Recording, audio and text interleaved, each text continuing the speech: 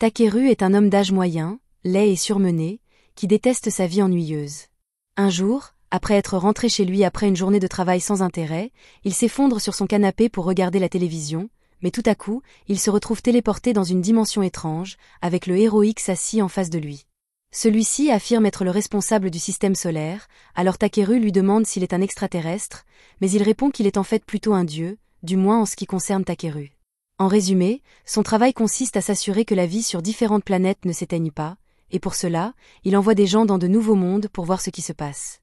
Takeru se trouve être le prochain sur la liste des personnes à envoyer, et bien sûr, il a le droit de refuser, mais comme il est techniquement mort à ce moment-là, son âme disparaîtra s'il n'accepte pas d'être envoyé dans un autre monde.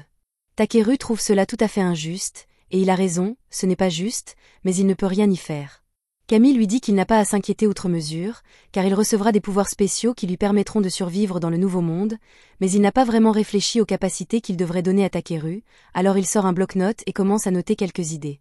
Il est évident qu'il devra être capable d'utiliser la magie, alors Camille note « mana maximale » et demande à Takeru s'il souhaite obtenir autre chose. Comme Camille accepte les demandes, Takeru lui demande s'il peut avoir une petite amie gothique dans le nouveau monde, mais vu à quel point Takeru est laid et ennuyeux, Camille lui répond que cela ne sera pas facile. Il promet néanmoins de trouver une solution pour lui une fois qu'il sera arrivé, et en prime, il accorde à Takeru une incroyable capacité de recherche, la compréhension de toutes les langues et plusieurs résistances au début. Il ne sait honnêtement pas s'il a le droit de donner autant de statistiques OP à quelqu'un d'un seul coup, mais il n'a plus le temps de changer quoi que ce soit maintenant que le corps de Takeru a déjà commencé à disparaître, alors il lui souhaite bonne chance dans sa nouvelle vie. L'instant d'après, Takeru se réveille allongé près d'un arbre. Il comprend bien ce qui s'est passé, mais il se demande ce qu'il doit faire maintenant. Il décide de se mettre en route au hasard dans l'espoir de croiser des gens, et heureusement, il aperçoit un village tout proche, même si s'y rendre maintenant ne lui serait pas d'une grande utilité puisqu'il est complètement fauché. C'est alors qu'il se souvient que Camille lui a dit qu'il allait acquérir une compétence de recherche pour l'aider à rassembler des matériaux, ce qui semble être un bon moyen de gagner de l'argent. Il brandit donc son bâton et crie pour activer la magie de recherche, mais rien ne se passe. Il commence alors à paniquer, car s'il ne parvient pas à comprendre comment utiliser son pouvoir, il finira tôt ou tard par mourir de faim. Il commence à écrire des mots déclencheurs possibles sur le sol, et finit par avoir l'idée de simplement dire le mot « recherche », ce qui semble fonctionner. Des icônes violettes apparaissent à côté de tous les objets récoltables dans la zone, et s'il dit le mot « scanner » à côté de l'un d'eux, une description détaillée de ce dont il s'agit s'affiche. Cette fleur particulière est de rang B, et il ne sait pas trop ce que cela signifie, mais cela doit être une bonne chose. Alors il décide de cueillir autant de plantes que possible dans cette zone. Après quelques minutes de cueillette, Takeru a récolté quelques exemplaires de tout ce que cette partie de la forêt a à offrir, mais la plupart des plantes s'avèrent être de rang E, alors il ne sait pas si cela en valait la peine. C'est alors qu'il remarque une jolie pierre à proximité et se demande si elle a suffisamment de valeur pour être vendue, mais lorsqu'il la ramasse, son scan lui indique qu'il s'agit simplement d'un gros morceau d'excrément dentéaté, ce qui est dégoûtant, mais l'excrément est classé C pour une raison quelconque, il ne peut donc pas se plaindre. Il a rassemblé suffisamment de ressources pour la journée, il décide donc qu'il est temps de se rendre au village pour voir combien il peut gagner en les vendant. À la tombée de la nuit, Takeru arrive enfin aux portes du village, où il rencontre l'un des gardes. Je ne sais pas si Takeru est vraiment grand ou si le garde est juste très petit. Le garde s'appelle Marlowe, et il est surpris d'apprendre que Takeru est un cueilleur, car il est rare de voir des gens comme lui dans les environs. Marlowe suppose qu'il doit être là pour vendre des matériaux, alors il ouvre la porte et dit à Takeru de se rendre au magasin général du village. Takeru arrive finalement au magasin général, où il rencontre le propriétaire derrière le comptoir. Il lui demande s'il est prêt à lui acheter quelque chose et, tout en parlant, il sort la pierre de crotte de son sac. Le propriétaire est stupéfait lorsqu'il voit la pierre, car c'est une trouvaille incroyable. Il lui propose donc de la lui acheter pour 5 pièces d'or. Takeru est ravi d'apprendre qu'il peut vendre la pierre, mais il ne sait pas vraiment quelle est la valeur de 5 pièces d'or ici. Alors il demande au propriétaire de lui expliquer. Le propriétaire lui dit que s'il voulait séjourner dans une auberge, il devrait payer environ 500 raves, et que 5 pièces d'or valent au total 5000 raves, donc cette pierre à crotte a en fait une grande valeur. Le propriétaire demande à Takeru s'il a d'autres marchandises à lui proposer, alors il vide son sac, et le propriétaire n'en revient pas de toutes les plantes exotiques qu'il a réussi à rassembler. Il demande à Takeru pourquoi il s'est donné la peine de venir dans un village aussi isolé s'il avait autant d'objets de valeur, alors il explique qu'il les a simplement ramassés pendant son voyage jusqu'ici. Le vieil homme comprend et, maintenant qu'il a une idée des compétences de Takeru, il lui dit qu'il a une faveur à lui demander. Takeru n'est pas venu ici dans l'espoir de recevoir une quête secondaire, mais il se dit prêt à aider en fonction de la difficulté de la demande. Le propriétaire lui explique alors qu'il souhaite que Takeru aille chercher du minerai de mithril dans les montagnes à l'est. Cela semble être beaucoup de travail, mais le propriétaire se dit prêt à payer 360 pièces d'or pour cela, alors Takeru accepte la mission. Cependant, le propriétaire redevient sérieux et mentionne qu'il y a des monstres dans ces montagnes, ce qui rend Takeru très nerveux. Il va donc devoir être prudent. Cette nuit-là, Takeru loue une chambre à l'auberge du village et est heureux de pouvoir enfin se détendre. La seule chose qui pourrait améliorer cette situation serait de pouvoir prendre un bain, mais il ne sait pas où en trouver un. À ce moment-là, l'une des femmes de chambre frappe à la porte et entre avec un bol d'eau chaude. Takeru lui demande à quoi cela sert, et elle lui explique qu'une partie de leur service consiste à offrir aux clients des bols d'eau chaude pour qu'ils puissent se laver. L'odeur nauséabonde de Takeru lui a pratiquement fait monter les larmes aux yeux lorsqu'il s'est enregistré, alors elle lui en a apporté sans qu'il ait besoin de le demander. Takeru apprécie le geste, mais il dit qu'il préférerait prendre un vrai bain. Cependant, la jeune fille le regarde avec perplexité, car seuls les nobles et les riches peuvent se permettre de prendre des bains, et Takeru a l'air complètement fauché. Il tombe à genoux en réalisant qu'il ne pourra pas prendre de bain normalement dans ce monde, et la jeune fille voit qu'il est vraiment bouleversé de ne pas pouvoir se laver. Alors elle lui dit qu'il existe des sorciers capables d'utiliser des sorts pour nettoyer les autres, et qu'il pourrait peut-être essayer cela à la place. Après l'avoir entendu mentionner les sorciers, Takeru se souvient que Kami lui a donné la capacité d'utiliser la magie, il devrait donc être capable d'utiliser un sort de nettoyage. Il est vraiment reconnaissant à la jeune fille pour son intuition, il lui donne donc un gros pourboire en guise de remerciement et la renvoie. Une fois qu'elle est partie, il tente d'utiliser la magie de nettoyage en criant le mot « nettoie », et cela fonctionne du premier coup. Cependant, sentir la magie se répandre sur tout son corps le fait émettre des sons étranges, et la jeune fille le prend probablement maintenant pour un excentrique. Le côté positif, c'est que le sort de nettoyage semble vraiment efficace, donc Takeru n'aura plus à s'inquiéter de sentir mauvais tout le temps, mais il aimerait tout de même pouvoir profiter d'un vrai bain. Le lendemain, Takeru part à la recherche de quelques objets supplémentaires à vendre lorsqu'il remarque un nouveau symbole grâce à sa compétence de recherche. Chaque symbole représente un type particulier de butin, il se demande donc ce que cela peut être, mais à sa grande horreur, lorsqu'il jette un œil, il trouve un squelette en décomposition sur le sol. Son scan lui apprend que ce pauvre type s'appelle Belria et qu'il doit être mort en combattant ici il y a quelque temps. Il s'approche pour inspecter le cadavre et trouve alors un médaillon avec une note dessus.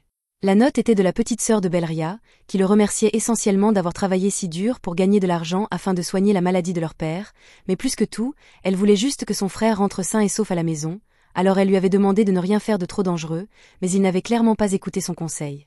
Takeru passe l'heure suivante à organiser les funérailles de Belria, puis, une fois celle-ci terminée, il dessine un cercle et jette un sort pour créer une barrière afin de pouvoir installer son campement. Le lendemain matin, Takeru s'enfonce davantage dans la forêt, jusqu'à arriver dans la forêt aux arbres blancs. Cet endroit est censé être rempli de monstres et effrayant comme tout, Takeru aurait donc préféré l'éviter, mais c'est le seul moyen pour lui d'atteindre la montagne orientale.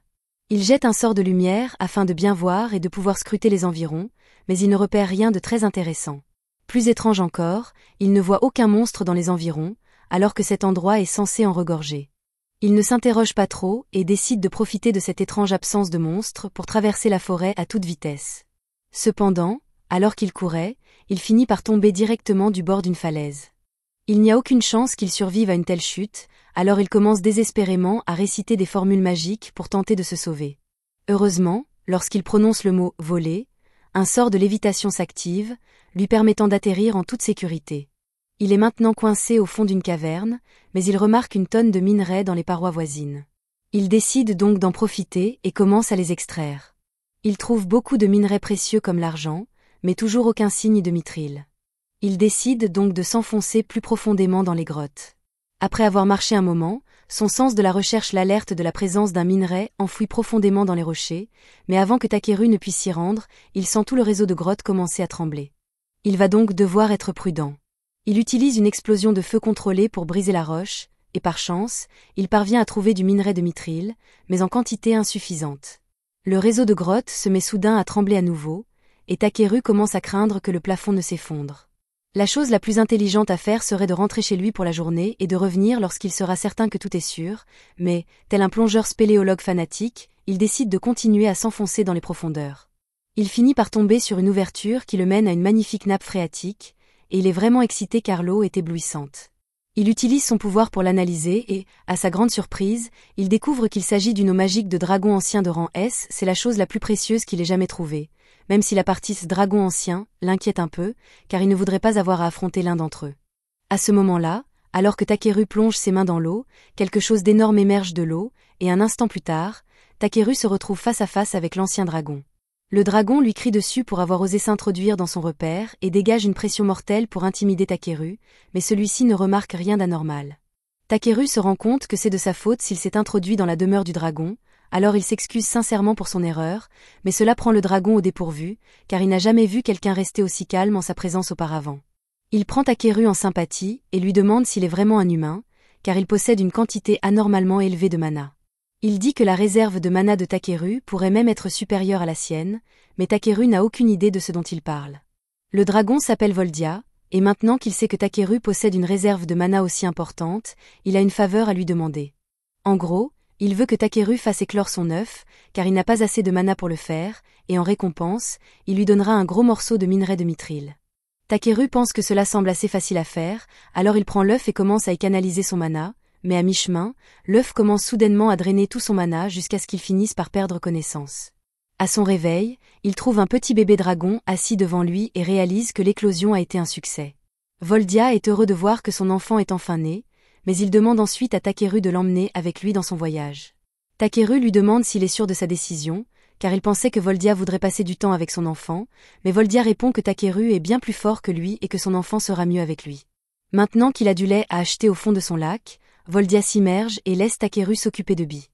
Takeru et Bi finissent par sortir de la grotte, mais il fait presque nuit et il leur sera difficile de traverser la forêt une fois la nuit tombée. Ils décident que la meilleure chose à faire est de passer la nuit sur place et de poursuivre leur voyage le lendemain, et demandent donc à Bi de se préparer à installer le campement.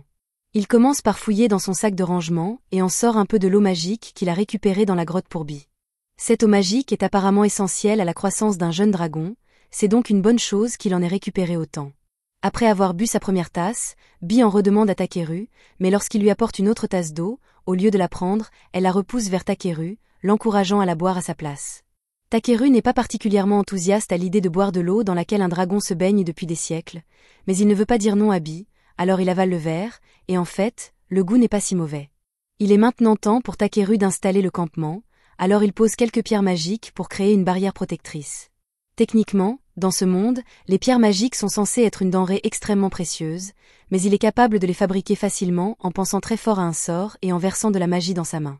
Celle-ci, par exemple, est une pierre magique chauffante, et Takeru prévoit de l'utiliser pour préparer le dîner de ce soir. Il la place donc dans la cheminée et commence à cuisiner. Il prépare un steak grillé et un ragoût de viande pour l'accompagner. Cela a toujours été son plat préféré, et il semble que Bi veuille aussi y goûter, car elle est pratiquement en train de baver partout. Takeru ne sait pas si c'est une bonne idée qu'un bébé dragon mange de la vraie nourriture alors qu'il est né il y a seulement 2 heures, mais il lui donne quand même un bol, et Bi se brûle rapidement les lèvres car elle ne savait pas que la soupe était si chaude. Takeru souffle un peu dessus pour la refroidir et la rend à Bi afin qu'elle puisse la goûter correctement, et elle adore le ragoût. Takeru est heureux de voir que Bi a autant apprécié sa cuisine, mais il se demande ce qu'elle pense du fait de devoir quitter Voldia. Bi regarde Takeru avec un air perplexe, car pourquoi Voldia lui manquerait-il alors qu'elle a Takeru à ses côtés? Pendant que Bi le serre dans ses bras, il utilise son pouvoir d'évaluation sur elle et est surpris de voir que Bi est déjà de rang B, même si elle est encore toute petite et mignonne. Elle possède également plusieurs dons qui semblent puissants, comme évolution illimitée, et elle finira donc forcément par devenir plus forte que lui, mais il tient à lui faire comprendre qu'il lui est absolument interdit de faire quoi que ce soit d'imprudent, ce qui est un bon conseil en principe, mais Bi ne l'écoute pas du tout. Le lendemain matin, Takeru remonte la falaise, et lorsqu'il arrive au sommet, il est surpris de voir que la forêt semble tout à fait normale. Il se demande ce qui a pu provoquer un changement aussi radical pendant la nuit, mais ce n'est pas son travail de comprendre ce genre de choses, alors il décide de laisser tomber. Comme il est là de toute façon, il se dit qu'il pourrait aussi bien faire un peu de cueillette, alors il utilise sa capacité de recherche pour scanner les ingrédients de Rance et à proximité, mais juste au moment où il s'apprête à les ramasser, Bi arrive en volant vers lui, paniqué, car il y a quelque chose d'effrayant dans la forêt. Takeru change la cible de son scan pour repérer les monstres hostiles dans la zone, et comme prévu, il localise une demi-douzaine d'ennemis qui se rapprochent d'eux. Il n'aime peut-être pas se battre, mais il est tout à fait capable de s'occuper seul de quelques monstres. Tout à coup, un griffon de pierre apparaît derrière lui, mais comparé à Voldia, cela ne semble guère être un inconvénient, et il a même hâte de goûter la viande juteuse de l'oiseau une fois qu'il l'aura tué. Il lance un bouclier pour se protéger, puis conjure 3 aiguilles de glace avant de les lancer sur le monstre et de l'abattre d'un seul coup. Il se retourne ensuite pour faire face à la horde de loups qui se rapproche de lui. Pour les affronter, il jette un sort d'amélioration sur lui-même afin d'augmenter sa vitesse de déplacement, puis saute en l'air pour éviter l'attaque initiale des loups. Il jette ensuite un sort de durcissement sur ses mains et ses pieds et écrase un crâne dans sa descente avec un coup de pied circulaire. Il élimine ensuite les loups restants les uns après les autres, et lorsqu'il a terminé, il a récolté beaucoup de viande pour son prochain repas. Il est satisfait du butin qu'il a récolté lors de cette bataille, mais lorsqu'il lève les yeux, il se rend compte qu'il reste encore une tonne de monstres dehors, et s'il essaie de tous les combattre, il va rester coincé dans cette forêt pendant des semaines. Il aimerait pouvoir trouver un moyen de les éviter complètement, et alors qu'il dit cela, Bee attrape le dos de sa veste et commence à essayer de le tirer dans les airs. Takeru ne s'attendait pas à ce que cela fonctionne, car Bee est beaucoup plus petite que lui, mais il s'avère qu'elle est en fait assez forte, et elle parvient à le soulever dans les airs. Cependant, à ce rythme, il leur faudra 4 à 5 jours ouvrables pour sortir de cette forêt, alors Takeru décide de les aider en lançant un sort de réduction de poids sur lui-même. À la seconde où il le fait, Bee et lui s'envolent dans les airs, mais Bee n'est pas vraiment une pilote fiable, et à mi-chemin, elle lâche accidentellement Takeru, qui est projeté vers le sol. Il réussit miraculeusement à survivre à cette chute dévastatrice, et le bon côté des choses, c'est qu'il parvient à sortir de la forêt blanche en quelques minutes, donc la légère fracture de la hanche en valait vraiment la peine. Ils sont assez proches du village, mais Takeru ne veut pas prendre le risque de voler sur Bee, alors il décide de marcher à la place. En chemin, Bee commence à pointer du doigt le bâton dans la main de Takeru, lui demandant ce que c'est. Il lui répond qu'il s'agit apparemment d'une branche de l'arbre Drizzle, qui se trouvait dans le sac que le dieu lui a donné, et il décide de la sortir et de la pointer vers des objets pour voir ce qui se passe. Bee semble comprendre quelque chose à propos du bâton, alors elle souffle un nuage de magie dessus, réveillant la véritable forme du bâton. Takeru n'a aucune idée de comment ni pourquoi cela a fonctionné, mais avant qu'il ne puisse comprendre, il entend soudainement un grognement puissant provenant de la forêt, alors il se prépare immédiatement à se battre. À ce moment-là, Bee s'envole seul dans la forêt, alors Takeru est obligé de la poursuivre jusqu'à ce qu'il trouve finalement une elfe appuyée contre un arbre. Takeru se précipite pour l'aider, craignant qu'elle ait été blessée par un monstre, mais la jeune fille lui dit qu'elle n'est pas blessée, qu'elle a juste très faim. Elle n'a rien mangé ni bu depuis 3 jours et elle est sur le point de mourir de faim, alors elle supplie Takeru de lui donner une partie de ses provisions. Il ne peut pas la laisser ainsi, alors il fouille dans son sac et lui donne de l'eau, ainsi que le déjeuner qu'il avait préparé pour lui-même plus tôt. Les yeux de la jeune fille s'illuminent dès qu'elle voit la nourriture, et elle ne perd pas de temps pour tout engloutir en quelques secondes, mais maintenant qu'elle n'a plus faim, Takeru a quelques questions à lui poser. Tout d'abord, il se demande comment elle a pu mourir de faim ici pendant 3 jours, alors que la ville la plus proche n'est qu'à une journée de marche. La jeune fille avoue qu'elle était pressée et qu'elle s'est perdue en venant ici, mais même dans ce cas, il est normal d'emporter avec soi au moins quelques jours de provisions. Or, elle n'a littéralement rien emporté. La jeune fille est un peu gênée et essaie de trouver une bonne excuse, mais elle se rapproche beaucoup trop de Takeru et dès qu'il la sent, il se rend compte qu'elle empeste. La jeune fille tente de se défendre en lui disant que ce n'est pas sa faute, car elle a dû camper ici pendant des jours sans provisions, mais cela ne change rien au fait qu'elle sent le fumier à présent. La jeune fille se lève et dit à Takeru que même si elle lui est reconnaissante de l'avoir sauvée, elle trouve qu'il a été extrêmement grossier de dire qu'elle sentait mauvais, même si c'était vrai. Elle s'enfuit alors pour poursuivre son voyage, mais elle n'a pas demandé son chemin et n'a toujours pas de provisions, il pense donc qu'elle n'ira pas très loin, mais ce n'est pas son problème, alors il continue à retourner en ville avec Bee. Ils finissent par sortir de la forêt, et le long de la route, Bee remarque un carrosse qui approche, alors il s'arrête pour parler au conducteur. L'homme remarque son bâton et demande à Takeru s'il est sorcier, mais même s'il pourrait certainement l'être s'il le voulait, Takeru préfère s'en tenir à des emplois paisibles, alors il répond à l'homme qu'il n'est qu'un cueilleur qui se trouve avoir un bâton. L'homme lui demande alors ce qu'il fait ici, et Takeru lui explique qu'il se rend au village de Tormi. L'homme est surpris d'apprendre qu'il s'y rend à pied, car le trajet est assez long, mais Takeru n'a pas vraiment le choix.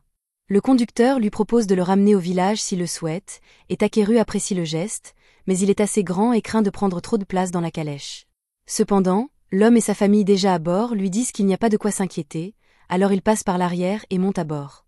Takeru a récemment remarqué que depuis son arrivée dans ce monde, les enfants semblent naturellement l'apprécier. Il ne sait pas trop pourquoi, mais cela lui facilite les choses, car si les enfants l'aiment bien, la plupart des adultes seront également gentils avec lui. Il les remercie une fois de plus de l'avoir pris en stop, mais ils lui répondent que ce n'est pas grave, car à Tormi, tout le monde s'entraide en cas de besoin.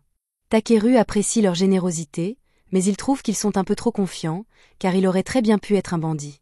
Cependant, ils lui disent qu'ils savaient qu'il n'était pas un bandit, car s'il avait été une mauvaise personne, cette cloche aurait sonné et il ne lui aurait jamais proposé de le conduire. Takeru est étonné que des cloches puissent être enchantées avec des pierres magiques pour détecter si quelqu'un est mauvais ou non, et il se demande s'il pourra fabriquer quelque chose de similaire plus tard. À ce moment-là, Yunnan remarque un bruit étrange provenant de la veste de Takeru, alors elle lui demande ce que c'est, et il est obligé de lui expliquer qu'il a en fait amené un monstre rare avec lui. Il s'attendait à ce que la famille panique un peu à l'évocation d'un monstre, mais ils lui disent qu'il est en fait tout à fait normal que des aventuriers gardent des monstres comme animaux de compagnie de temps en temps, donc cela ne les dérange pas. Dans ce cas, Takeru n'a plus aucune raison de cacher Bee, alors il lui dit qu'elle peut sortir, mais qu'elle ferait mieux de ne mordre personne. Lorsque les enfants voient Bee, ils sont tous les deux subjugués par sa beauté, mais Elisa et Paulin sont davantage impressionnés par le fait que Takeru ait réussi à apprivoiser un bébé dragon. Il lui demande s'il est chevalier dragon, mais il répond qu'il a simplement trouvé et fait éclore un dragon alors qu'il était en mission. Une fois leur venue de faire une pause pour la nuit, Takeru installe sa barrière et assure à la famille que tant que celle-ci restera en place, aucun monstre ne s'approchera d'eux, et même si quelque chose tente de les attaquer, Bee sera là pour les alerter avant qu'ils ne se rapprochent trop. Ils sont tous heureux de savoir qu'ils sont en sécurité pour la nuit, mais ils doivent encore s'occuper du dîner. Elisa se prépare à cuisiner, mais avant qu'elle ne commence, Takeru lui demande si elle accepterait de le laisser s'occuper du repas pour aujourd'hui. Il fouille dans son sac et en sort toutes ses casseroles, ce qui étonne les enfants, car il est impossible que tout cela puisse tenir dans un sac aussi petit. Takeru explique que son sac fonctionne comme une boîte à objets, qu'il est donc beaucoup plus spacieux qu'il n'y paraît et qu'il est très pratique pour rassembler des choses. Une fois que Takeru a fini de cuisiner, tout le monde se met à table et tous sont ravis de la saveur de son repas, en particulier Paulin, qui en avait assez de manger tout le temps de la viande séchée. Au fur et à mesure que la nuit avance, ils se mettent tous à chanter et à danser pour passer le temps, et les enfants invitent même Takeru à se joindre à eux. Il n'avait jamais vécu une telle expérience lorsqu'il était sur Terre, car il passait toujours ses soirées seul devant la télévision, mais manger avec d'autres personnes est beaucoup plus amusant qu'il ne l'aurait imaginé.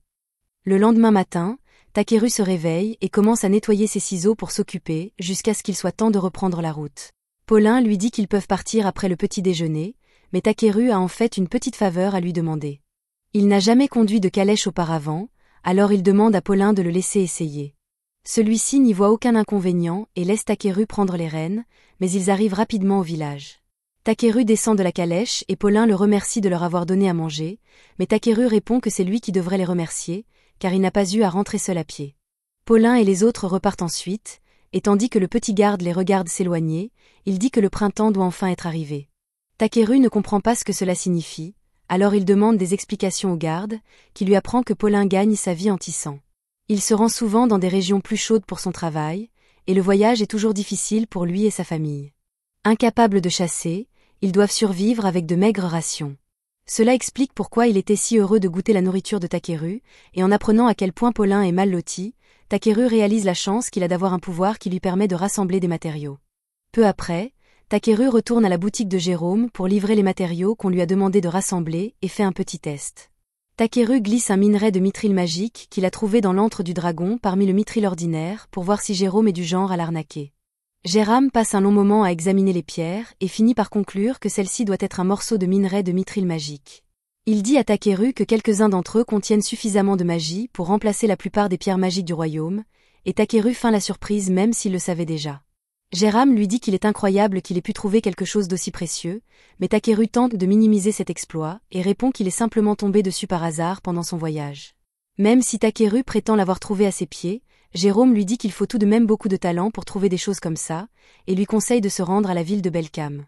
Elle est beaucoup plus grande que ce village, et même si Jérôme n'aime pas l'idée de laisser partir un talent comme Takeru, il pourra y trouver une plus grande variété d'articles à acheter et à vendre qu'ici. Il demande simplement à Takeru, lorsqu'il se sera fait un nom, d'envoyer quelques clients supplémentaires à Jérôme.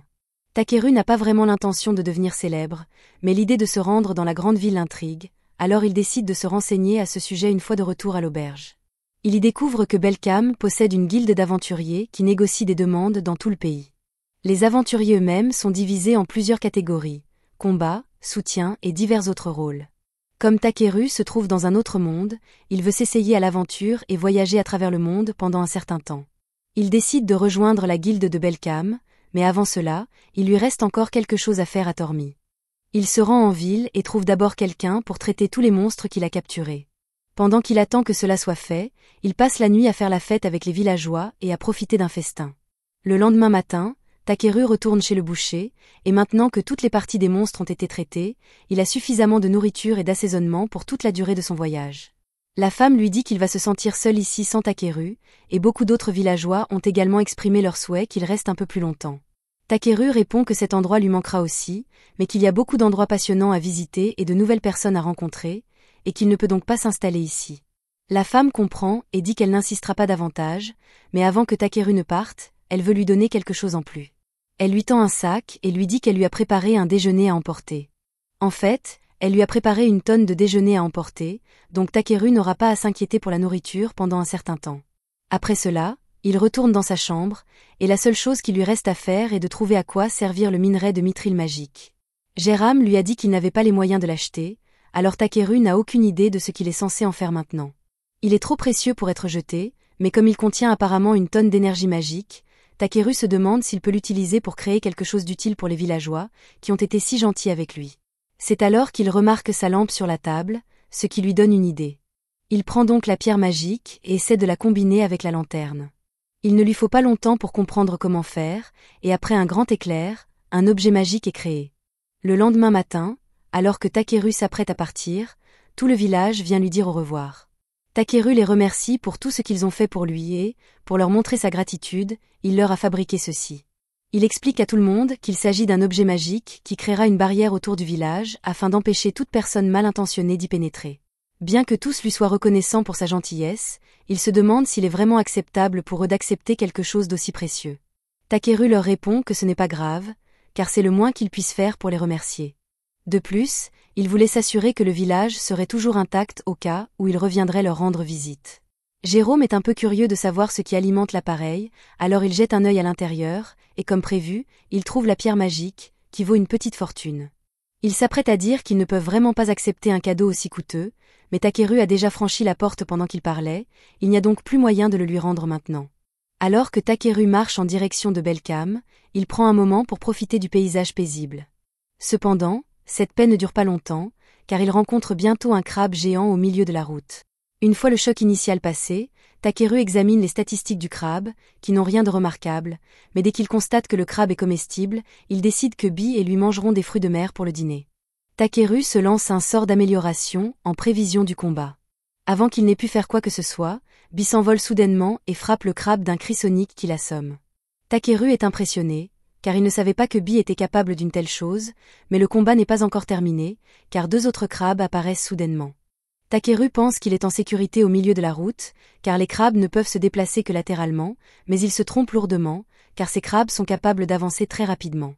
Ils l'encerclent tous les deux, et Takeru est sur le point d'être écrasé, mais avant que les crabes ne se rapprochent, Bi tire Takeru dans les airs, les amenant à s'écraser l'un contre l'autre. Takeru remercie Bi pour sa réactivité, mais le combat n'est pas encore terminé, car le premier crabe vient de reprendre conscience et charge Takeru sans réfléchir. Il invoque donc son bâton et frappe le crabe en plein dans les airs, le tuant enfin. Maintenant que tous les crabes ont été vaincus, il est temps pour Takeru de commencer à les préparer. Il utilise d'abord son pouvoir de durcissement sur son bras pour le transformer en couteau de fortune, puis il se met au travail et coupe toutes les pinces et les pattes. Quelques minutes plus tard, il a préparé tous les membres pour la cuisson, alors il sort une marmite géante et les y met tous. Ne lui demandez pas où il a trouvé cette marmite géante. Il ajoute de l'eau et beaucoup de sel, et après quelques heures de cuisson, la chair de crabe est enfin prête. Bi et lui se jettent dessus. Ils adorent tous les deux le goût de la chair de crabe, alors Takeru prévoit désormais d'éliminer et de manger autant de monstres que possible afin de pouvoir goûter toutes sortes de plats délicieux. Quelques jours plus tard, Takeru et Bi arrivent aux portes de la ville de Belcam, et il est émerveillé par la magnificence des remparts de la forteresse. Il remarque qu'il y a une longue file d'attente à la porte où se déroulent les inspections, alors il s'avance pour rejoindre la file, mais avant que son tour n'arrive, il décide de dissimuler son sac magique, car il serait malvenu que les gardes découvrent qu'il dispose d'un espace de stockage infini. Une fois son tour venu, Takeru est convoqué dans une pièce séparée pour rencontrer les gardes. Tandis que l'un d'eux fouille ses affaires, l'autre lui demande ce qu'il vient faire à Belcam. Takeru explique qu'il est venu ici parce qu'il souhaite s'inscrire à la guilde des aventuriers, ce que le garde comprend parfaitement, car Belcam possède la plus grande guilde du continent.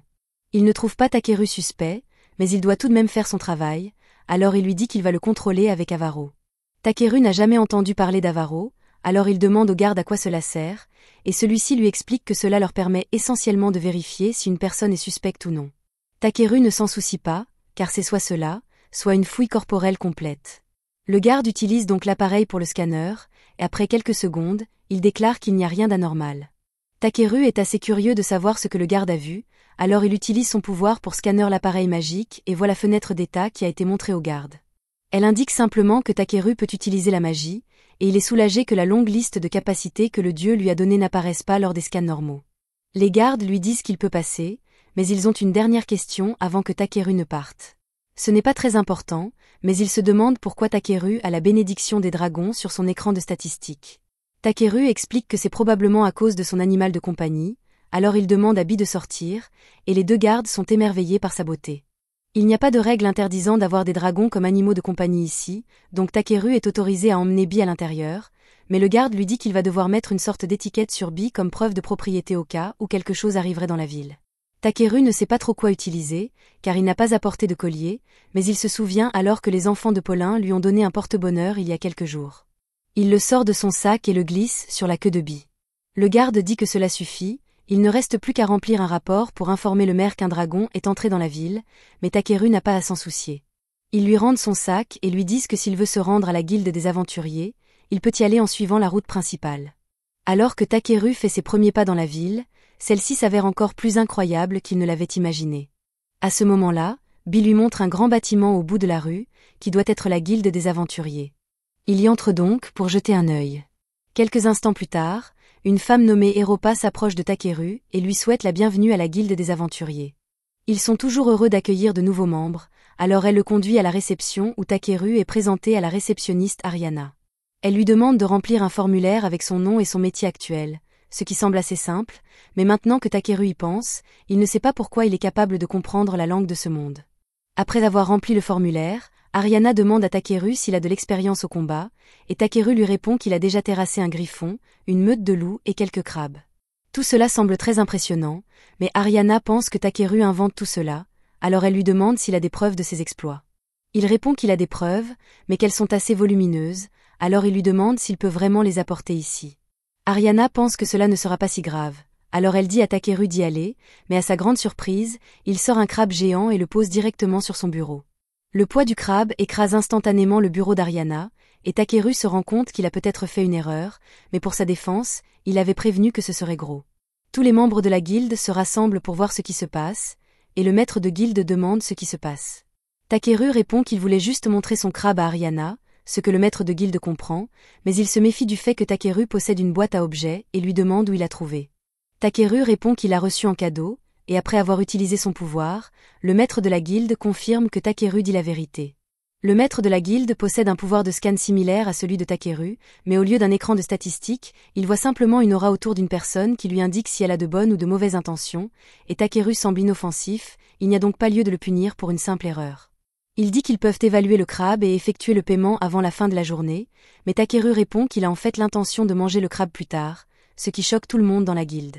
La foule commence à grossir, alors Ariana dit qu'elle va terminer l'inscription de Takeru dans la pièce voisine. Une fois à son nouveau bureau, elle lui dit que le crabe a définitivement prouvé qu'il était un combattant compétent, alors elle termine son inscription et lui tend un brassard de la guilde. Elle sait qu'il mérite un rang plus élevé, mais selon les règles de la guilde, tous les nouveaux membres doivent commencer au rang F. Cependant, avec ses compétences, il devrait pouvoir monter en grade en un rien de temps. Le lendemain, Takeru retrouve la famille de Balluri, le garçon qu'il a trouvé mort dans les bois, afin de l'informer de son décès et de lui rendre quelques-unes de ses affaires. La famille de Balluri est dévastée, d'autant plus qu'elle lui avait demandé de ne pas partir à l'aventure, mais il avait insisté pour le faire afin de payer les médicaments de son père. Takeru voit bien que le père est toujours très malade et qu'il souffre de la perte de son fils, alors il veut faire quelque chose pour aider. Il se rend ensuite à la guilde pour vendre un tas d'herbes, et le commis est ravi de voir la taille impressionnante des champignons et des feuilles. À ce moment-là, Ariana arrive au coin de la rue à la recherche de Takeru, et il semble qu'il soit devenu très populaire en ville ces derniers temps, car une tonne d'offres d'emploi ont été publiées à son nom. Takeru est heureux d'apprendre que les gens ont une si bonne opinion de lui, mais il n'a pas assez de temps pour accepter tous ces emplois, alors il lui dit qu'il n'en prendra que quelques-uns pour l'instant. Après cela, Takeru se rend au bain public pour prendre un long bain relaxant, et quelques instants plus tard, Clé entre à son tour et s'installe juste à côté de Takeru. Takeru est surpris de le voir ici, car il ne vient généralement pas à cette heure-là, mais il dit qu'il semble qu'il va bientôt pleuvoir et qu'il voulait donc prendre un bain rapide avant. Quoi qu'il en soit, Puisque Takeru est là, Clay lui demande s'il sait utiliser la magie de guérison, car des rumeurs circulent selon lesquelles il aurait soigné gratuitement un homme malade dans les bidonvilles il y a quelque temps. Takeru admet que c'est vrai, et Clay est surpris d'entendre cela, car la plupart des guérisseurs demandent des honoraires très élevés. Maintenant que Takeru y pense, il craint que les guérisseurs qui font payer leurs services lui en veuillent de leur faire concurrence, mais le fait que ce soit la seule préoccupation de Takeru ici fait rire Clay. Il encourage Takeru à passer le test d'évaluation de rang afin qu'il puisse monter en grade, mais celui-ci répond qu'il n'en a pas vraiment envie, car il est satisfait de la situation actuelle. Clay voit bien que Takeru est un type décontracté, mais il avertit qu'il finira par attirer une attention indésirable en agissant ainsi. Alors qu'il s'en va, il encourage Takeru à en apprendre un peu plus sur le fonctionnement du monde.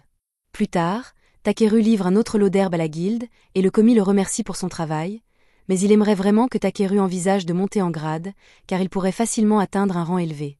Takeru répète qu'il est heureux là où il est et qu'il n'a pas l'intention de dépasser le rang F. À ce moment-là, une grande agitation éclate dans la guilde, car une horde de gobelins a été aperçue près de la ville.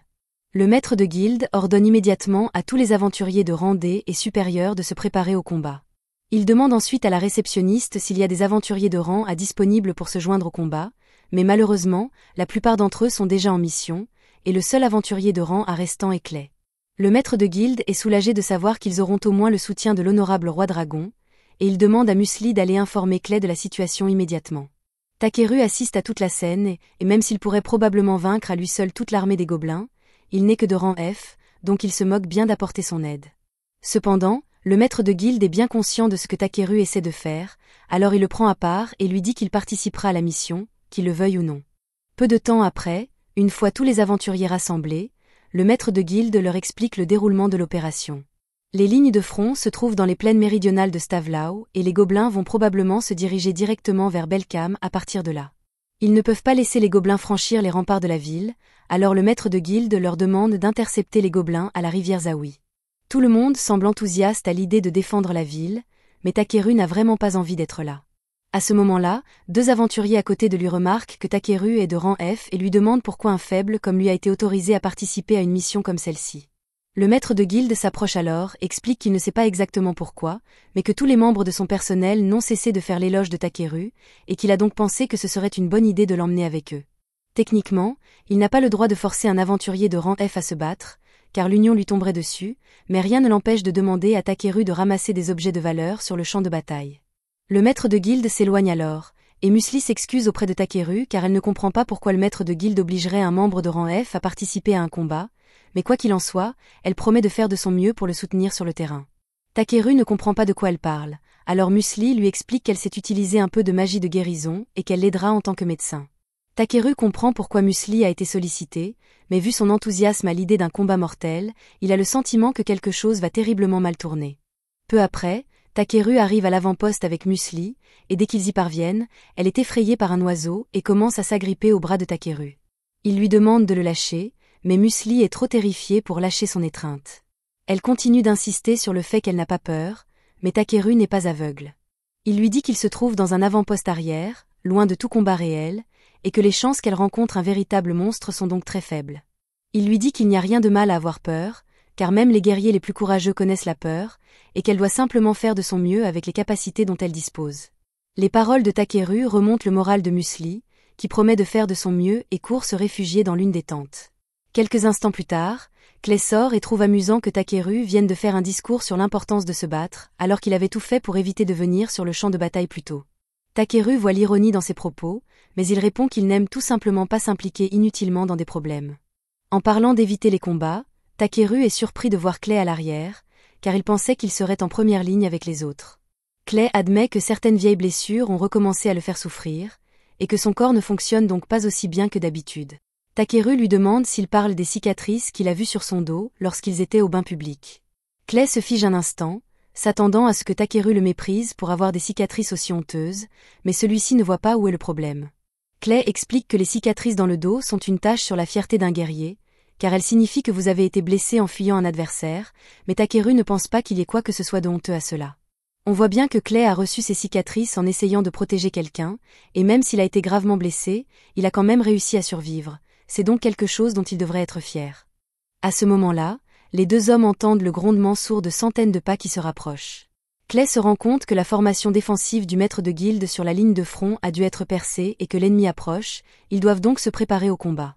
Clay attrape une lance et dit à Takeru qu'il part à leur rencontre. Même si ses cicatrices lui causent encore beaucoup de douleur, il jure qu'il protégera Takeru même si son corps doit en souffrir. Takeru tente de convaincre Clay qu'il n'a vraiment pas besoin de faire cela, mais celui-ci est déjà loin. Il regarde alors vers la tente et voit Musli en train de soigner l'aventurier blessé. La voir faire tant d'efforts malgré sa peur, même alors que l'ennemi approche, le fait se sentir coupable d'avoir voulu choisir la facilité. Ici et maintenant, il décide de faire tout ce qui est en son pouvoir pour s'assurer que tout le monde rentre sain et sauf. Alors il jette un sort pour créer une barrière autour de l'avant-poste afin de protéger Musli et les autres guérisseurs, puis se dirige vers le front pour affronter les gobelins. Sur le front, les aventuriers se battent tous pour leur vie afin de tenir les gobelins à distance, mais à ce rythme, ce n'est qu'une question de temps avant que les gobelins n'envahissent la ville. Cependant, tout à coup, Takeru arrive en courant sur le champ de bataille et frappe l'un des gobelins, si fort qu'il est projeté contre un pilier de pierre. Takeru est un peu effrayé à l'idée de combattre des monstres humanoïdes, mais il n'a pas le temps de réfléchir à l'éthique de la situation, alors il demande à Bi d'éliminer les autres à sa place. Bi s'envole dans les airs et utilise la magie de la foudre pour carboniser tous les gobelins de la zone d'un seul coup. Maintenant que tout le monde est en sécurité, Takeru va voir comment ils vont et leur demande ce qui s'est passé. Diego explique que leur formation tenait bien au début, mais qu'à un moment donné, un sergent gobelin de haut rang est apparu et que les choses ont rapidement dégénéré. Heureusement, Clay est arrivé juste à temps pour les sauver du sergent gobelin et le repousser, mais les autres se sont retrouvés séparés de lui dans le chaos, et ils ne savent donc pas où il se trouve ni s'il va bien. Takeru part à la recherche de Clay, et près de la forêt, nous le voyons se battre pour sa vie, encerclé par des gobelins. Il parvient à en éliminer quelques-uns avec sa lance, mais ses blessures sont encore très douloureuses et la douleur le met à genoux.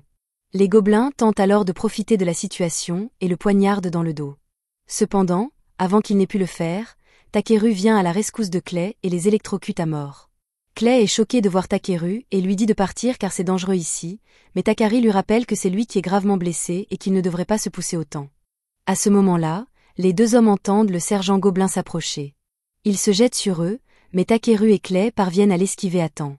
La solution la plus sûre serait de battre en retraite, mais ils n'ont aucune chance de distancer le sergent gobelin. Malgré la douleur incroyable qu'il ressent à cet instant, Clay se met en position de combat et dit qu'il retiendra le gobelin assez longtemps pour permettre à Takeru de s'enfuir. Car quoi qu'il arrive, il refuse de laisser son ami mourir dans un endroit pareil. Takeru est touché par la détermination de Clay, alors il lui demande si les cicatrices sur son dos ont une valeur sentimentale pour lui. Clay trouve cette question étrange au milieu d'un combat, car ces cicatrices ne font que lui rappeler ses échecs passés, et il les déteste de tout son cœur. Takeru en déduit qu'il ne verrait pas d'inconvénient à ce qu'elles soient effacées, et avant que Clay n'ait le temps de lui demander de quoi il parle, Takeru fouille dans son sac et asperge Clay avec un peu d'eau magique de Voldus. Il jette ensuite un sort de guérison totale sur Clay pour faire disparaître ses cicatrices, mais cela pourrait avoir eu des effets secondaires indésirables, car si les cicatrices ont disparu, cela a également forcé Clay à évoluer et à devenir noir. Takeru n'a aucune idée de ce qui vient de se passer, tout comme Clay, mais non seulement la douleur causée par ses cicatrices a disparu, mais il se sent également plus fort que jamais pour une raison inconnue. Il décide de tester sa nouvelle force en attaquant les gobelins tout seul, et en quelques secondes, il les a tous éliminés sans même transpirer. Plus tard dans la nuit, Clay se rend dans la chambre de Takeru et il est maintenant revenu à la normale, mais il peut encore sentir une immense énergie brûler dans son corps, alors il exige de savoir exactement ce que Takeru lui a fait plus tôt dans la journée. Takeru explique qu'il a simplement utilisé de l'eau magique provenant d'un dragon ancien comme catalyseur et qu'il a lancé un sort de guérison. Clay est perplexe, alors il demande à Takeru comment il connaît un dragon ancien, et celui-ci lui explique que Voldus est le père de Bi, ce qui signifie en quelque sorte que Bi est également un dragon ancien. Clay s'assoit et prend un moment pour assimiler toutes les informations qu'il vient d'apprendre. Il est reconnaissant envers Takeru pour ce qu'il a fait pour lui, mais aucune personne ordinaire n'aurait été capable d'un tel exploit, alors Clay lui demande qui il est vraiment. Takeru se rend compte qu'il en a peut-être trop dit, mais après tout, le dieu ne lui a jamais dit qu'il devait garder son identité secrète, il n'y a donc aucune raison de la cacher à un ami de confiance. Il dit à Clay qu'il vient d'un autre monde, et Clay reste stupéfait pendant un moment, car il ne sait pas si Takeru se moque de lui ou non. Takeru l'assoit et lui explique tout ce qui s'est passé concernant sa réincarnation, mais Clay a encore du mal à y croire. Cependant, compte tenu de toutes les choses impossibles que Takeru a déjà accomplies, cela ne semble finalement pas si étrange. Clay promet de garder le secret sur les origines de Takeru, mais il lui dit qu'il doit faire plus attention à la façon dont il utilise son pouvoir, car modifier le corps de quelqu'un n'est pas une mince affaire. Elle s'appelle Ribble et c'est elle qui s'occupe de la boutique. Il lui demande si elle a des ciseaux de cueilleur en stock, car les siens sont usés, mais malheureusement, elle lui répond qu'elle n'en vend pas. Heureusement, elle connaît un excellent forgeron qui pourrait fabriquer des ciseaux pour Takeru, mais celui-ci attend de récupérer quelques matériaux en échange. Takeru se dit prêt à écouter les détails du travail, et Rible commence à le conduire vers l'atelier de son patron. Cependant, alors qu'il marche dans les couloirs, Takeru aperçoit un groupe de forgerons qui travaillent d'arrache-pied dans la forge. Il trouve leur travail vraiment impressionnant, et Rible est d'accord avec lui. C'est pourquoi elle souhaite devenir une forgeronne talentueuse et forger un jour une épée digne d'un héros. Ils finissent par arriver dans le bureau du patron, et Rible lui dit qu'elle pensait demander à Takeru de rassembler du minerai d'Ildra, très difficile à trouver, afin de pouvoir fabriquer l'épée, mais le patron refuse immédiatement, car il dit qu'il est hors de question qu'il envoie un ramasseur dans les mines. Rible lui répond qu'il pourrait au moins essayer, et les deux se disputent à ce sujet, mais Takeru n'a aucune idée de ce qu'est le minerai d'Ildra. Le patron explique qu'il ne veut pas envoyer un cueilleur dans les mines parce qu'elles sont toujours infestées de monstres et que, selon des rumeurs récentes, il y aurait également des démons, et qu'il ne peut donc pas en toute bonne foi envoyer Takeru affronter ces créatures. Rible admet qu'il y a eu récemment une baisse du nombre de personnes se rendant dans les mines, mais le patron suppose qu'elle n'en a pas parlé à Takeru. Il lui dit qu'un forgeron prêt à risquer la vie d'autrui pour son profit personnel n'a pas sa place derrière un marteau, et Rible réalise qu'elle a eu tort. Elle s'excuse donc auprès de Takeru et lui dit qu'il peut oublier toute cette histoire. Cependant, celui-ci semble toujours très intéressé malgré les dangers encourus, et demande si le minerai d'Ildra est vraiment le seul minerai adapté à la fabrication de leur épée. Rible le confirme, et Takeru propose alors de collecter le minerai dans la mine en échange d'une paire de ciseaux spéciaux forgés. Le patron demande à Takeru s'il a bien écouté lorsqu'ils ont mentionné la présence de monstres dans la mine, mais celui-ci répond qu'il peut s'occuper de tout ce qui s'y trouve et qu'ils n'ont donc pas à s'inquiéter pour lui. Pour preuve, il sort l'une des pinces de crabe qu'il garde toujours sur lui, un monstre qui donnerait du fil à retordre même à des aventuriers de Rambé. Le patron se rend alors compte que Takeru pourrait effectivement être capable de s'en occuper. Takeru part immédiatement pour les mines de Ryuei, et en chemin, les autres passagers de la calèche se mettent à discuter du fait qu'il est étrange que toutes les herbes toxiques de la région aient disparu du jour au lendemain.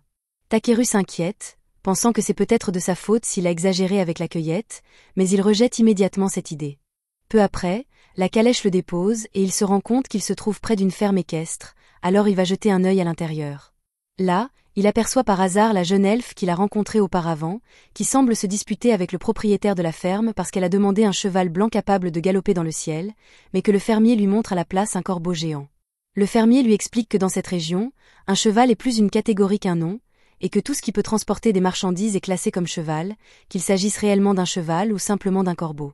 L'elfe se rend compte que c'est de sa faute, car elle n'a pas été assez précise dans sa demande, et elle s'excuse d'avoir fait toute une histoire pour cela. Le fermier lui dit que ce n'est pas grave, mais que si elle cherche un Pégase blanc, elle aura plus de chance de le trouver dans le royaume des nains. Elle décide donc de s'y rendre immédiatement, sans préparation. Takeru poursuit son voyage, et alors qu'il traverse la forêt, il se rend compte qu'il y a plein d'ingrédients précieux partout. Il trouve même un champ d'herbe de lune et passe les minutes suivantes à en cueillir. Cependant, alors qu'il s'apprête à partir, il entend un grognement familier provenant du coin de la forêt. Lorsqu'il va voir, il trouve l'elfe affalée contre un arbre, sur le point de mourir de faim. Il lui donne de la nourriture et de l'eau, et elle lui est très reconnaissante de son aide, alors elle lui tend la main pour lui serrer la main. Cependant, elle sent toujours très mauvais, et Takeru refuse d'être exposé plus longtemps à cette odeur nauséabonde, alors il utilise Clean sur elle. Elle se présente comme Velvrita Brolita et remercie Takeru pour sa gentillesse envers elle, tant aujourd'hui qu'à l'époque. Takeru lui dit qu'elle n'a pas besoin de le remercier et commence à s'éloigner, mais Brolita l'arrête car elle veut le remercier. Takeru lui répond qu'il ne l'a pas aidé dans l'espoir d'une récompense, mais Brolita lui dit alors qu'elle l'accompagnera dans son voyage pour l'aider autant qu'elle le pourra. Takeru lui dit qu'elle n'a vraiment pas besoin de faire ça, mais elle insiste, alors il décide de la laisser faire ce qu'elle veut. Au cours des heures suivantes, Takeru passe son temps à cueillir d'autres herbes dans la forêt, et Brolita fait de son mieux pour l'aider, mais elle ne cesse de ramasser des choses inutiles. Peu après, il est temps pour eux d'installer leur campement, alors Brolita lui demande si elle doit aller chercher du bois pour lui. Takeru lui répond qu'il n'a pas besoin d'elle, car il a déjà des pierres magiques pour faire du feu. Cependant, Brolita lui dit qu'il est important de laisser des traces d'un feu de camp sur des chemins comme celui-ci, car cela montrera aux autres voyageurs que c'est un endroit sûr pour camper. Takeru se rend compte qu'elle a raison, alors Brolita part dans les bois et revient peu après avec une énorme bûche sur l'épaule. Takeru lui dit qu'ils ne peuvent pas utiliser quelque chose d'aussi gros comme bois de chauffage, mais Brolita répond qu'elle n'a pas encore fini. Elle jette la bûche en l'air, puis sort ses lames et la découpe en dizaines de morceaux plus petits d'un seul coup. Takeru est très impressionné, car il ne savait pas que Brolita était si douée, mais il est encore plus étonné par le fait que ses armes soient de rang A, car c'est la première fois qu'il voit des armes aussi bien classées.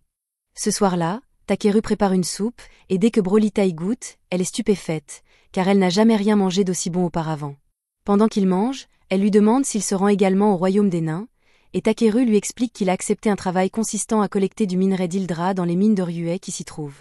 Quant à Brolita, elle dit qu'elle voyage à la recherche d'un Pégase blanc, car c'est le plus grand souhait de sa sœur et elle veut le voir se réaliser. Cela dit, elle s'est une fois de plus régalée de la cuisine de Takeru, et sa dette envers lui s'est encore alourdie, elle doit donc le rembourser d'une manière ou d'une autre. Dans ce cas, Takeru lui demande s'il peut l'engager comme garde du corps, car il y a beaucoup de choses qu'il ne connaît pas encore dans le domaine de l'aventure. Elle lui répond qu'elle serait ravie d'être sa garde du corps, et pour la première fois, Takeru remarque que lorsqu'elle n'est pas sur le point de mourir de faim, Brolita est en fait très jolie. Cependant, cette nuit-là, il ne dort presque pas, car Bee et Brolita ronflent beaucoup trop fort. Le lendemain, ils poursuivent leur voyage jusqu'à ce qu'ils aperçoivent le royaume nain de l'autre côté de la rivière. Une fois arrivés, ils se rendent immédiatement dans une taverne pour déguster des spécialités locales. On leur sert de la viande enveloppée dans des jupes, une spécialité naine, et dès que Takeru y goûte, il adore le goût. Brolita dit que c'est aussi bon que son ami le lui avait dit, et Takeru lui demande de quel ami il s'agit. Elle lui répond qu'il s'agit d'un homme lézard qu'elle connaît. Il dit que c'est une coïncidence, car il connaît lui aussi un homme lézard, qui est d'ailleurs assis juste derrière lui depuis le début. Takeru est surpris de voir Clay ici, et Clay lui demande pourquoi il a quitté la ville sans même le prévenir. Il explique toute la situation à Clay, qui comprend, mais le rang de Takeru est encore trop bas pour accepter officiellement un travail comme celui de collecter du minerai d'Ildra dans les mines, il ne pourra donc pas le signaler à la guilde pour évaluation. Il demande à Takeru s'il en tire au moins une bonne récompense, et celui-ci explique que Grusa a accepté de lui fabriquer une superbe paire de ciseaux en échange du minerai. Clay ne sait pas quoi dire, car ce n'est pas du tout un échange équitable, mais Takeru insiste sur le fait qu'une bonne paire de ciseaux est essentielle pour un collecteur.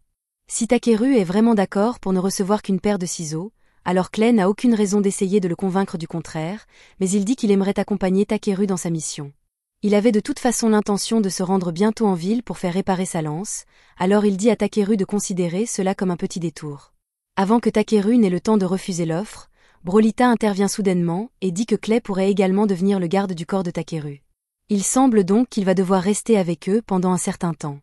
Le lendemain matin, ils se rendent tous à l'entrée de la ville de Vosrol, où une longue file d'attente s'est formée. Il semble donc qu'ils devront patienter un certain temps avant de pouvoir entrer. Cependant, Takeru remarque alors que Clay discute avec les gardes, et quelques minutes plus tard, ils sont autorisés à passer devant tout le monde et à entrer directement, car Clay est très connu. Une fois à l'intérieur, le garde informe Clay que le roi souhaite le recevoir en audience. Takeru est surpris, car il ignorait que Clay connaissait le roi du royaume des nains. Clay répond que c'est une longue histoire, mais le garde explique que c'est en fait assez simple. Clay les a autrefois sauvés du roi du tonnerre Zangom, et depuis, il est vénéré comme un héros. Cependant, Clay explique qu'il n'a en réalité rien fait.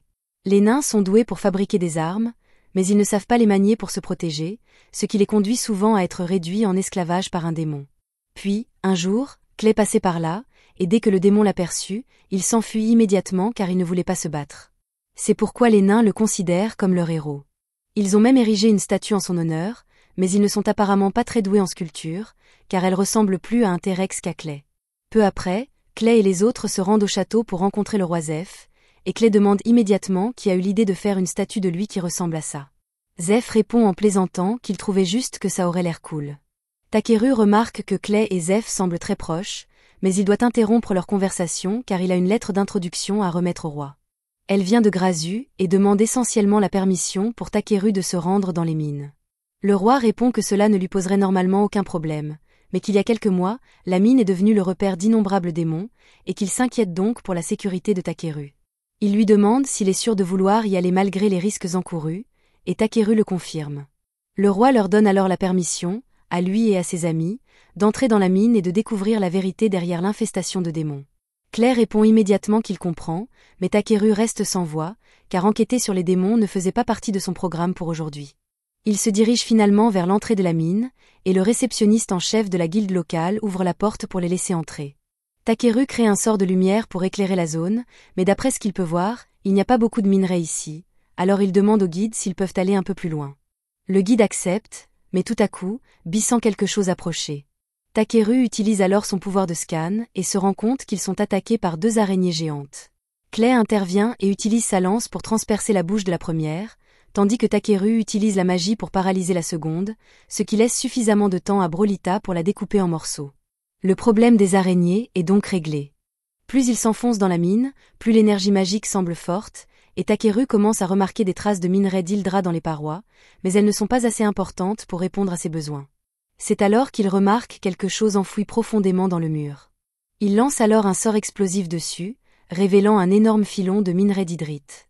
Ce n'est pas du minerai d'Hildra, mais c'est encore plus rare et précieux, et le guide lui dit que c'est une découverte incroyable.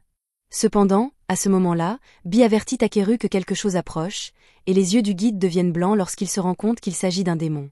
Après l'avoir bien observé, Takeru dit à tout le monde de reculer car il a l'intention de s'en occuper lui-même, non pas parce qu'il déteste les démons, mais parce que le démon en question est un crabe, et que lui et Bi ont hâte de le manger.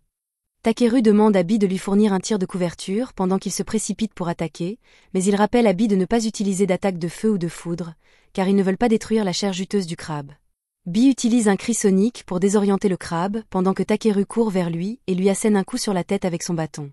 Cependant, celui-ci est beaucoup plus résistant que les autres qu'il a affrontés par le passé, et il reçoit un coup au visage, mais il n'abandonne pas pour autant. Le crabe tente de lui marcher dessus, mais Takeru parvient à rouler sur le côté à temps, et Bi en profite pour geler la patte du crabe. Cela donne une idée à Takeru, qui forme plusieurs aiguilles de glace et les lance toutes sur le crabe, le gelant complètement. Brolit est impressionné par la facilité avec laquelle Takeru a vaincu le monstre crabe, mais Clay, quant à lui, est furieux et demande à Takeru pourquoi il a choisi de combattre cette créature tout seul. Takeru répond qu'il s'est laissé emporter et qu'il ne voulait pas que Clay ou Brolit l'aident, car il craignait que leurs armes sales ne gâchent la chair du crabe. Clay est choqué d'apprendre que Takeru a l'intention de manger cette créature, mais il rappelle à Takeru qu'il est là pour le protéger et que son travail consiste à se battre et à le défendre à tout moment, et qu'il devrait donc apprendre à compter davantage sur ses amis. Takeru n'avait pas vraiment besoin d'aide pour vaincre le monstre crabe, mais il comprend le point de vue de Clay, alors il s'excuse et promet de compter davantage sur lui à l'avenir. Clay est heureux de l'entendre, alors il dit qu'il devrait probablement commencer à transporter le monstre crabe hors d'ici s'il prévoit de le manger. Peu de temps après, Takeru et les autres ont déplacé le corps du crabe et sont actuellement occupés à extraire des gemmes. Ils ont déjà rassemblé toutes les pierres précieuses de la zone, mais Takeru dit qu'il y a de fortes chances qu'il trouve un filon encore plus important s'il creuse un peu plus profondément. Le guide est extrêmement reconnaissant envers Takeru, car non seulement il s'est occupé du démon qui terrorisait cet endroit, mais il leur a également trouvé un nouveau filon de minerai, et il ne sait pas comment il pourrait le remercier. Plus tard, Takeru et les autres retournent au château pour rencontrer le roi, et Zambo l'informe des exploits de Takeru. Le roi est émerveillé par tout ce que Zambo lui raconte, et pour prouver ses exploits, Zambo demande à Takeru de montrer au roi le monstre crabe qu'il a capturé. Takeru lui demande s'il est sûr de cela, mais le roi semble vouloir le voir, alors il ouvre sa boîte à objets et pose le crabe sur le sol. Le roi est impressionné par la taille du monstre et dit à Takeru qu'il mérite une récompense pour avoir si bien réussi à le capturer. Dans ce cas, Takeru demande s'il peut prendre le corps du crabe comme récompense, et le roi est déconcerté par cette demande étrange, mais il n'y voit aucun inconvénient. Quelques minutes plus tard, Takeru et les autres sortent du château, et Takeru et Bi ont du mal à s'empêcher de saliver à l'idée de tous les délicieux crabes qu'ils vont bientôt manger. De plus, sa carapace dure constituera un bon matériau de base pour les ciseaux que Takeru a demandé, donc ce voyage s'est avéré très fructueux pour lui. Pour couronner le tout, le lendemain, le roi prépare un Pégase blanc pour Brolit en guise de récompense, car il a entendu dire qu'elle en cherchait un, mais maintenant que j'y pense, elle n'a pas vraiment fait grand-chose pendant son séjour ici. Le roi a également fait réparer la lance de Clay, et celui-ci est très satisfait du résultat. Brolit dit qu'elle doit rentrer chez elle, car le Pégase est un cadeau de sa sœur, et elle ne peut exprimer à quel point elle est reconnaissante à Takeru pour tout ce qu'il a fait. Il essaie de lui dire que ce n'est pas grave, mais elle insiste pour trouver un moyen de le remercier, même si cela lui prend le reste de sa vie. Plus tard, Takeru et Clay retournent à la guilde, et il est accueilli par Ariana dès qu'il entre. Elle est heureuse de le voir de retour, mais elle est surprise de voir Clay avec lui, alors elle leur demande s'ils ont formé un groupe ensemble ou quelque chose comme ça. Takeru s'apprête à lui dire qu'ils se sont simplement croisés par hasard, mais Clay l'interrompt et dit qu'ils ont effectivement formé un groupe. Ariana est ravie d'apprendre cela, et avant que Takeru n'ait pu lui dire qu'il n'avait en fait pas formé de groupe, elle est déjà partie en courant pour informer le maître de la guilde. Takeru se tourne alors vers Clay et lui demande pourquoi il a dit une chose pareille, mais Clay répond qu'il n'y a pas de mal à cela. De plus, il sait déjà très bien que Takeru n'est pas un humain ordinaire et qu'il a tendance à s'attirer des ennuis, donc Clay pense que ce serait une bonne idée de garder un œil sur lui. Même si Takeru n'aime pas qu'on lui impose quoi que ce soit, il admet que l'idée d'avoir Clay comme coéquipier n'est peut-être pas si mauvaise. Les deux hommes s'assoient donc pour discuter et finissent par se mettre d'accord pour former le groupe Black Azure Dragon. Ensuite, Takeru se rend à la forge pour livrer les matériaux qu'il a rassemblés, et dès que le patron voit toute l'hydrite pure que Takeru a récoltée, il reste sans voix.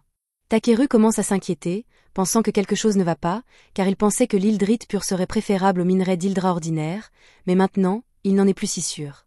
Il leur demande s'ils peuvent terminer le projet qu'ils ont prévu en utilisant le minerai d'hydrite, et Rib et Gazu versent tous deux des larmes de joie, car ils n'auraient jamais pensé mettre la main sur de l'hydrite aussi pure. Takeru est heureux de voir qu'il semble satisfait de ce qu'il leur a apporté, même s'il ne s'attendait pas à ce qu'il soit aussi ému. Une fois que Rib et Gazu ont cessé de pleurer, ils se tournent vers Takeru et lui disent que, bien qu'ils lui soient reconnaissants, avec autant de pierres, ils n'ont pas assez d'argent pour le payer à la hauteur de la valeur de l'hydrite qu'il leur a apporté. Cependant, Takeru leur dit qu'ils n'ont pas à s'inquiéter de le payer, car tout ce qu'il veut, c'est une paire de ciseaux personnalisés qu'il sera le seul à pouvoir utiliser, mais avant cela, il souhaite qu'ils prennent cette hydrite et l'utilisent pour fabriquer la meilleure épée qui soit afin de remporter le concours de fabrication d'épées. Un demi-mois plus tard, Takeru est à la taverne en train de savourer une bonne chope de bière quand, tout à coup, il est interrompu par Wade. Wade lui dit qu'une personne importante le cherche et qu'elle a laissé cette lettre à Takeru pour lui demander de la rencontrer. Clay jette un œil à la lettre et reconnaît l'emblème de la maison de Luzelvac. Wade explique que la lettre provient du seigneur de ce territoire, et Takeru n'aime pas trop cette idée, car cela semble être une source de tracas. Il commence à réfléchir à des moyens de se dérober, mais Wade lui assure que même si le seigneur en question est un noble, il n'est pas désagréable, et qu'il ne devrait donc y avoir aucun problème à ce que Takeru le rencontre. Takeru se fie à la parole de Wade et ouvre la lettre pour voir ce qu'elle contient. Il s'agit d'une invitation officielle adressée à Takeru et Clay à se rendre au manoir du Seigneur afin qu'ils puissent leur rendre hommage. Clay est surpris de voir son nom également mentionné dans la lettre, mais Wade lui explique que le Seigneur a probablement entendu parler du groupe formé par Takeru et Clay et qu'il a voulu les inviter tous les deux. L'idée de recevoir des honneurs semble séduisante, mais Takeru a le sentiment qu'il s'agit simplement d'un prétexte pour le faire venir.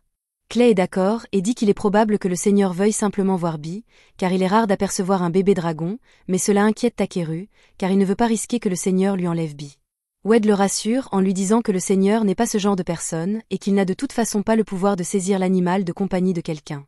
Takeru a toujours des réserves, mais il finit par accepter la rencontre. Lui et Clay montent donc dans la calèche du noble et se dirigent vers le manoir. Pendant le trajet, Takeru remarque que beaucoup de gens semblent les regarder, mais Clay lui explique que c'est normal, car il est rare que quelqu'un soit convoqué au manoir du Seigneur. Takeru demande pourquoi, et Clay lui explique que si le Seigneur décide de vous soutenir, toute votre carrière d'aventurier s'en trouve améliorée, et que presque tous les aventuriers rêvent d'une telle opportunité. En arrivant au manoir, Takeru est impressionné par la grandeur du bâtiment. À la porte d'entrée, ils sont présentés à Raymond, le majordome en chef du manoir. Il les conduit à l'intérieur du bâtiment et, juste après l'entrée, Takeru découvre une rangée de servantes alignées pour l'accueillir. Il est fasciné par l'organisation parfaite qui règne ici. Alors qu'il se dirige vers l'escalier, un homme passe par là, mais au lieu de saluer les invités, il leur jette un regard de travers et fait comme s'il n'existait pas. Takeru décide de l'ignorer, car ce manque de respect ne le dérange pas vraiment, mais un instant plus tard, une petite fille descend les escaliers en courant et commence à exiger qu'il lui remette Bee, car elle le veut. Takeru lui répond froidement que cela n'arrivera pas, et la fille semble sincèrement choquée que Takeru ne veuille pas lui donner son animal de compagnie. Elle commence à expliquer que les dragons sont des créatures nobles et qu'à ce titre, elle est la seule à mériter d'avoir Bee, mais elle parle comme si elle avait répété un script. Pendant qu'elle parle, Takeru jette un œil à sa fenêtre de statistiques.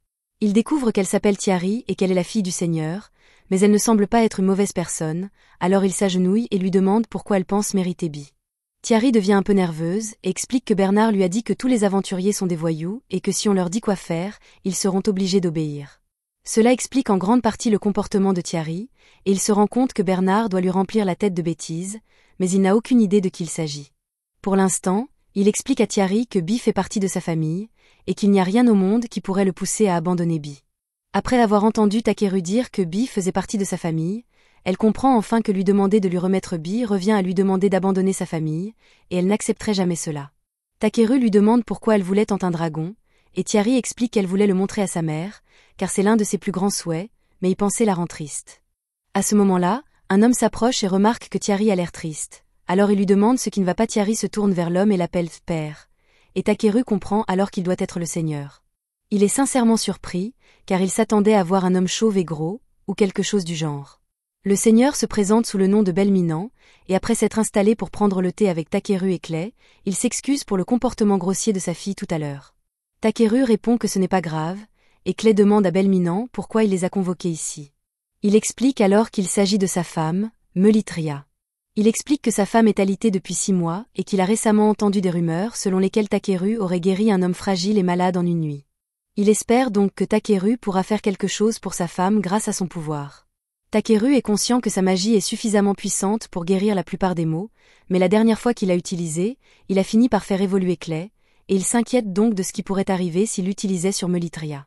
Belminant poursuit en expliquant que si Tiari voulait le dragon de Takeru, c'est parce que dans quelques jours, elle devra retourner à son école dans la capitale royale, et elle pensait que si elle laissait une adorable créature aux côtés de sa mère, cela lui remonterait peut-être le moral.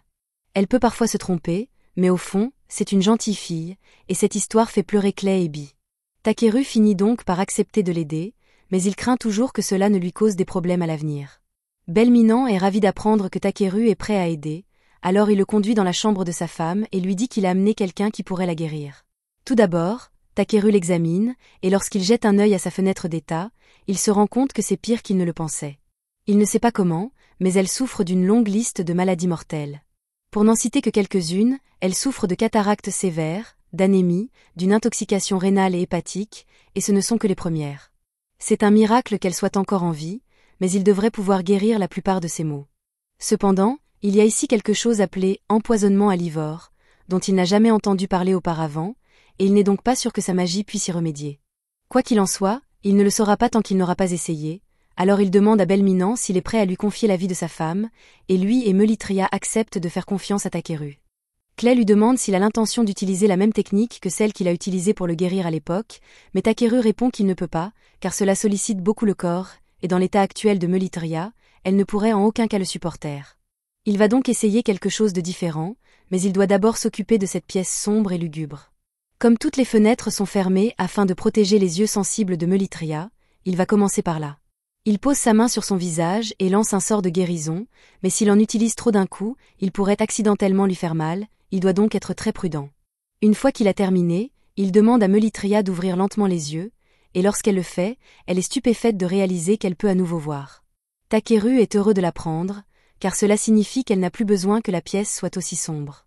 Il sort donc son bâton et utilise une magie pure pour éliminer toute la poussière et ouvrir les fenêtres afin de laisser entrer la lumière du soleil.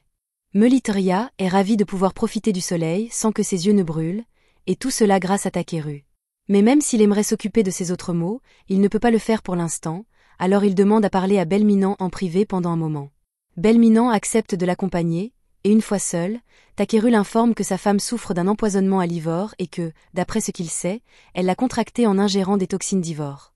Belminant s'apprête à dire qu'il est impossible que Melitria ait été assez imprudente pour manger cette toxine, mais il se rend alors compte que quelqu'un a dû l'empoisonner, et il n'arrive pas à croire qu'il ne s'en soit jamais aperçu. Il demande s'il peut faire quelque chose, mais comme Takeru n'a aucune idée du fonctionnement des toxines ivores, il ne peut pas la guérir. Il demande à Belminant s'il peut se procurer un antidote, mais celui-ci lui répond que c'est impossible.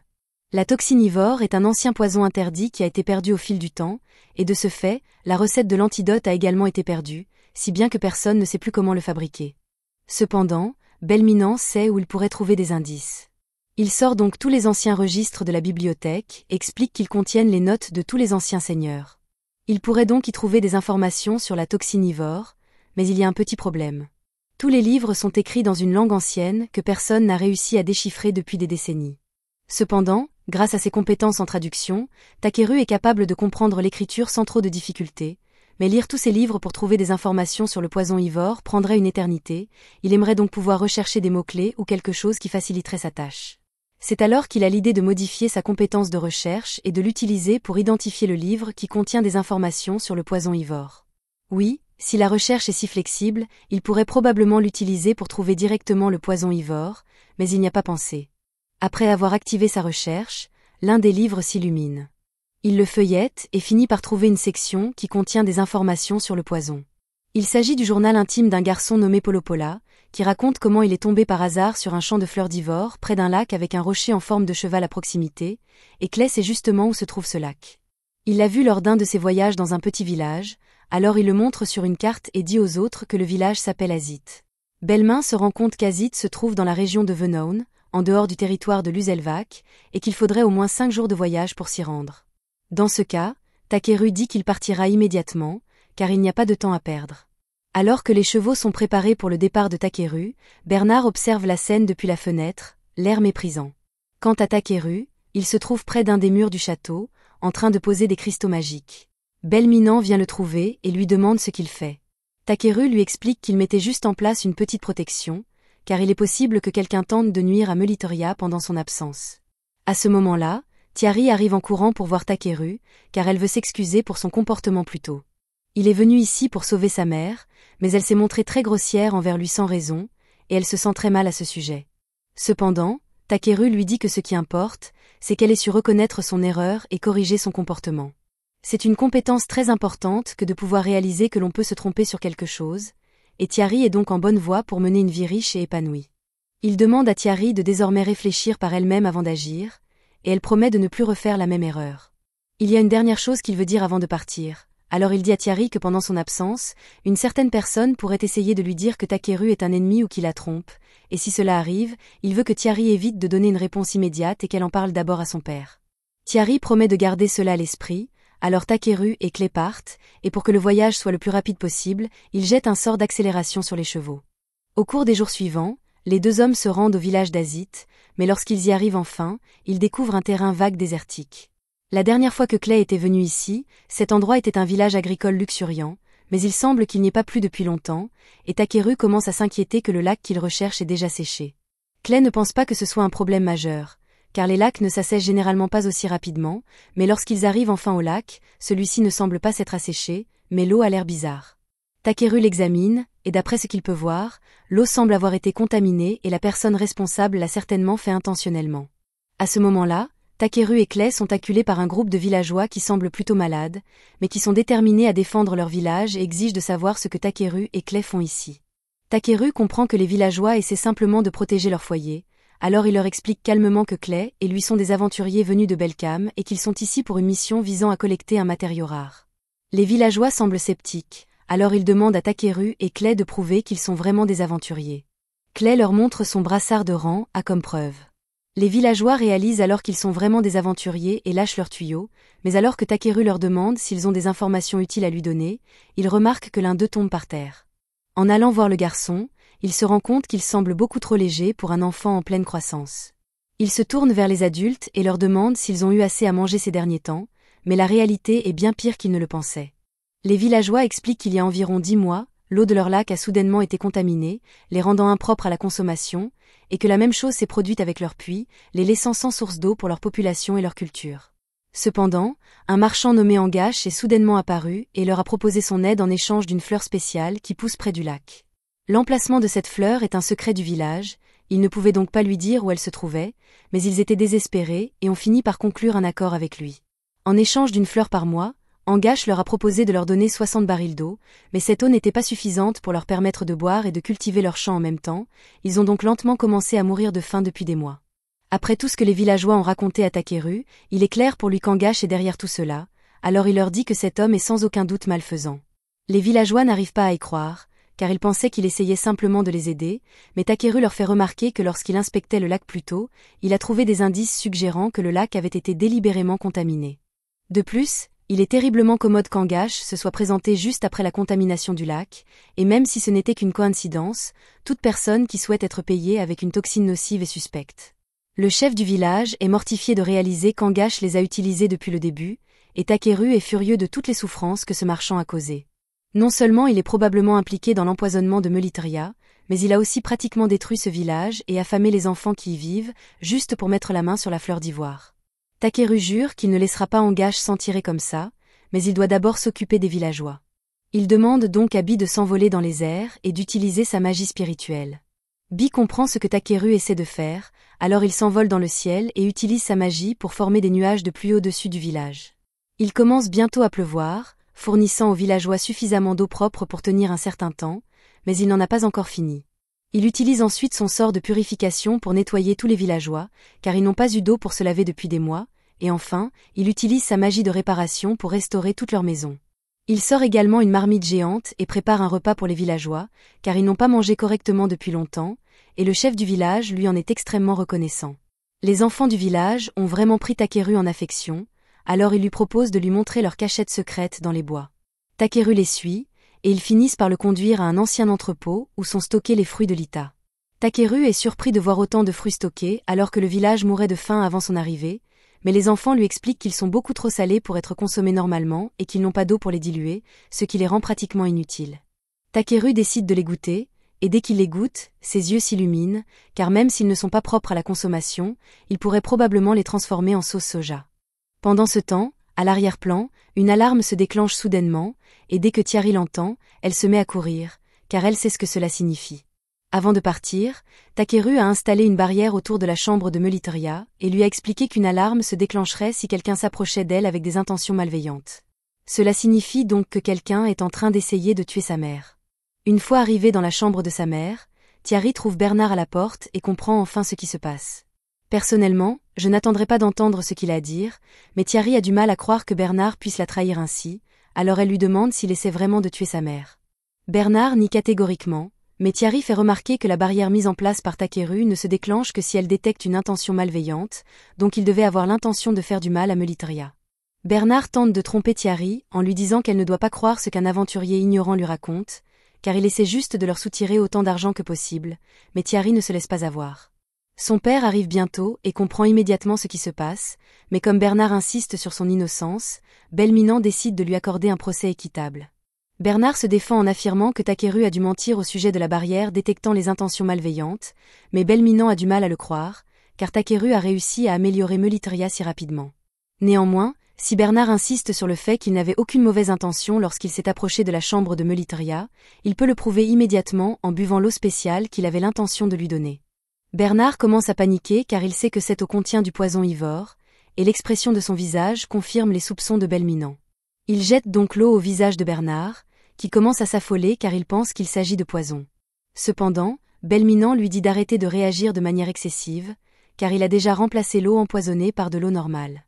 Bernard n'a donc rien à craindre, du moins pas du poison, mais il va passer très longtemps derrière les barreaux pour ses crimes. Après avoir emmené Bernard, le personnel fouille sa chambre et finit par y trouver une lettre. Raymond la remet à Belminant, qui est choqué par ce qu'il y lit. La même nuit, Angache se rend au village pour collecter un autre ivore, mais il ne parvient pas à trouver le chef du village. Il demande à l'un des habitants où il se trouve, et celui-ci lui répond que le chef est parti guider les aventuriers qui sont arrivés. Ils ont également découvert que les fleurs d'ivore qu'il lui donnait étaient utilisées pour fabriquer du poison, et qu'il ne pouvait donc plus continuer à lui en vendre. Il se rend compte qu'il ne pourra plus tromper les villageois, alors il décide de brûler tout le village et de prendre immédiatement ce dont il a besoin. Et alors que nous voyons Bernard être transporté à la prison par les gardes, il commence à sourire car il sait que ce n'est pas encore fini. C'était la fin de l'épisode 7.